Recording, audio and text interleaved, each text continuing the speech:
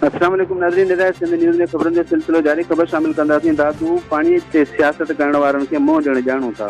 जोईअ जो केरु सॼण आहे ऐं केरु दुश्मन, इहा हर कंहिंखे ख़बर आहे।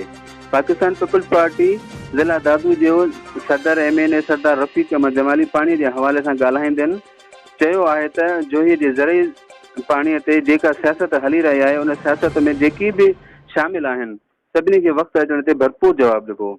हींअर जोईअ जे पुछड़ीअ ताईं पाणी पहुचाइणु असांजी अवलीन तरजीह आहे। सियासी मोतमोलनि खे पाणी इशूअ सियासत कराए साह विझण जी नाकाम कोशिश कई पई वञे।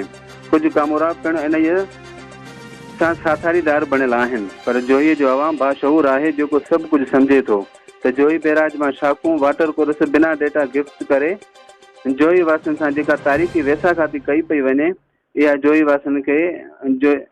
वासियुनि खां अञा ताईं विसरी न आहे। हिकु ॿिनि ॾींहंनि अंदरि पाणी टेल कराइबो।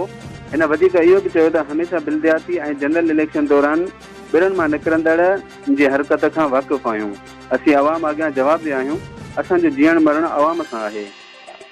जोईअ जे पीअण वारे पाणी जी लोड शेडिंग रुकावट हुई, उनखे बि अॼु हल करे छॾियो आहे। जोई वासी मुतमिन रहनि।